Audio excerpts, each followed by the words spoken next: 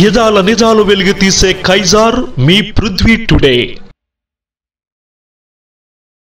ధాన్యాన్ని తక్కువ రేటుకు అమ్ముకోవద్దంటూ ప్రభుత్వం అందించే గిట్టుబాటు ధరని పొందాలని మంత్రి నాదెండ్ల మనోహర్ రైతులకు పిలుపునిచ్చారు. తక్కువ రేటుకి అమ్ముకోవద్దని, ప్రభుత్వం ద్వారానే అమ్ముకోవచ్చని, పూర్తి గిట్టుబాటు ధర లభిస్తుందని తెలిపారు. Police annual sports and games meet 2024 కార్యక్రమాన్ని నగర పోలీస్ కమిషనర్ ఎస్వి రాజశేఖర్ బాబు ప్రారంభించారు. పోలీసులు క్రీడల్లో రాణించేలా ప్రోత్సహిస్తామని, ప్రజల సంరక్షణ అనేది పోలీసులకి ప్రథమ కర్తవ్యమని తెలియజేశారు. మాకు పోలీసులు ఆరోగ్యం కూడా చాలా ముఖ్యమని, మహిళా పోలీసులు కూడా ఎక్కువ మంది క్రీడలో పాల్గొంటున్నట్లు తెలిపారు. ఉదయం నుంచి ఉమ్మడి కృష్ణా జిల్లాలో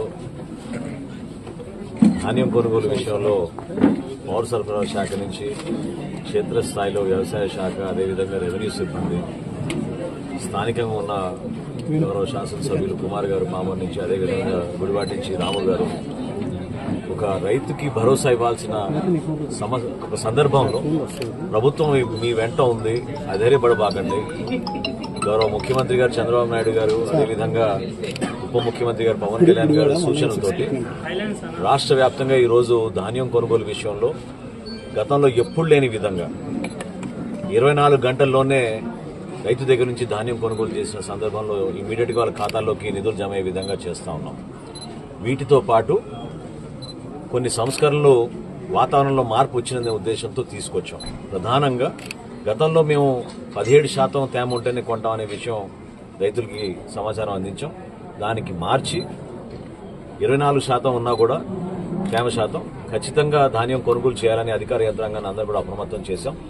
అదేవిధంగా ట్రాన్స్పోర్టేషన్ విషయంలో, ఎందుకంటే ఆల్రెడీ పాపం కల్లాల దగ్గర రైతులు కొంచెం ఆందోళన చెందుతున్నారు. ఆ భరోసా ఇవ్వడానికి కోసం ఇప్పుడే ఎమ్మెల్యే గారితో కూడా మాట్లాడిన తర్వాత ప్రత్యేకంగా ఈ ప్రాంతానికి 1400 లారీలు, ట్రాక్టర్లు అవసరం అని చెప్పారు.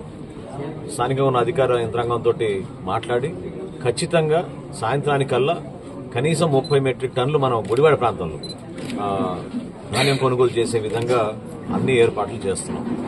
ఎక్కడ ఏ సమస్య వచ్చినా కూడా ప్రభుత్వం నుంచి మేము అందరం కూడా సిద్ధంగా ఉన్నాం. సమస్య పరిష్కారం కోసం, రైతుకి అండగా నిలబడడానికి కోసం ఊహించని విధంగా మేము నిలబడుతున్నాం. ఉదాహరణకి రైస్ మిల్లర్లు బ్యాంక్ గ్యారంటీలు కూడా కట్టలేని పరిస్థితి. ఎందుకంటే గతంలో 1650 కోట్లు బకాయిలు వదిలేసి వెళ్లారు రైస్ మిల్లర్లకి. ఆ పరిస్థితిని అధిగమించి ఒక 200 కోట్లు మొన్న ఇచ్చాం. ఈ రోజున మళ్ళీ 120 కోట్లు వాళ్ళకి చెల్లించాల్సిన బకాయిలో రైస్ మిల్లర్స్కి ఇచ్చాం. ఈ రోజు కొత్త ఆలోచనతోటి 1:2 చొప్పున వాళ్ళకి బ్యాంక్ గ్యారంటీలతో వాళ్ళకి ఇబ్బంది కలగకుండా ఉండడానికి కోసం రైస్ మిల్లర్స్ కూడా వెసులుబాటు కల్పించాం. జీపీఎస్ లేకుండా ట్రాక్టర్లు కానివ్వండి, లారీలు కానివ్వండి సరుకు తరలించుకునే విధంగా ఆ వెసులుబాటు కూడా కల్పించాం. దయచేసి నేను రైతు సోదరులందరూ కూడా కోరేది ప్రభుత్వం పక్షాన, దయచేసి మీరు కష్టపడి పండించిన ధాన్యానికి కనీస మద్దతు ధర తప్పకుండా రావాలి. అది ప్రభుత్వం ద్వారానే మీకు అందించగలుగుతున్నాం. ఈ రోజున మీరు రైతు సహాయ కేంద్రాల్లో సంప్రదించండి. మీరు నమోదు చేసుకుంటే స్థానికంగా ఉన్న అధికార యంత్రాంగం మీకు అందుబాటులో ఉండి అక్కడే మీకు కల్లాల దగ్గర గోనె సంచులు, అదేవిధంగా హమాలీలు, ట్రాక్టర్లు, లారీలు అన్ని ఏర్పాటు చేసి రేపు సాయంత్రం లోపు సరుకు ప్రత్యేకంగా మన జిల్లాలో ఎక్కడ కూడా ఇబ్బంది లేకుండా మేము తరలించడానికి సిద్ధంగా ఉన్నాం. మీరు అధైర్యపడబాకండి. వాతావరణంలో కూడా అంత మనం అనుకున్నంత మార్పు రాకపోవచ్చు. అయినా గానీ మీకు అన్ని విధాలుగా అండగా నిలబడడానికి ప్రభుత్వ పక్షాన స్థానికంగా గౌరవ శాసనసభ్యులు అందరం కూడా ఒకే మాట మీద నిలబడి ఉన్నాం. మీరు ఈ పరిస్థితుల్లో కూడా దళారులు మాత్రం మీరు ప్రోత్సహించకుండా ప్రభుత్వం ఏర్పాటు చేసిన ఈ వ్యవస్థని మీరు ఉపయోగించుకోమని ఈ సందర్భంగా కోరుకుంటున్నాం. సార్, తేమ శాతం పరిశీలించే మిషన్స్ సరిగ్గా పనిచేయడం లేదు, దానివల్ల వ్యత్యాసం వస్తుంది, గిట్టుబాటు ధర రావట్లేదంటే రైతులు. దాదాపు మనకి ఇక్కడ ఉన్న 177 రైతు సహాయ కేంద్రాల్లో కూడా బహుశా ఎక్కడైనా చిన్న చిన్న సందర్భాల్లో కొన్ని టెక్నికల్ ఇష్యూస్ ఉండొచ్చు. తప్పకుండా మా దృష్టికి వస్తే ఇమీడియట్ గా వాటిని రెక్టిఫై చేస్తాం. ఇవన్నీ ఈ మెషిన్స్ అన్ని కూడా క్యాలిబ్రేట్ చేసాం, క్వాలిటీ చెక్ చేయించాం. ఎక్కడైనా పొరపాటు ఉన్నా కూడా ఇప్పుడున్న పరిస్థితుల్లో మాత్రం ఆందోళన చెందకుండా మీరు దయచేసి, అధికారులు కూడా మేము ఆల్రెడీ ఆ విధంగా సూచనలు చేశాం. ఇమీడియట్ గా రైతుకు ఒక నమ్మకం కలిగే విధంగా, తనకున్న ఇబ్బందిని తగ్గించే విధంగా ధాన్యం కొనుగోలు విషయంలో ఎక్కడ కూడా వెనకడుగు వేయకుండా ముందుకెళ్లమని చెప్పాం.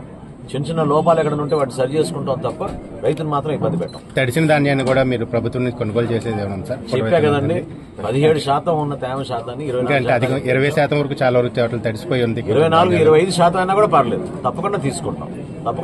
వాతావరణంలో కొంచెం మార్పు వచ్చిందని టెన్షన్ పడుతున్నారు తప్ప ఇంకా ఏ విధంగా ఆందోళన చెందాల్సిన అవసరం లేదు. దానికి అన్ని విధాలుగా మేము సిద్ధంగా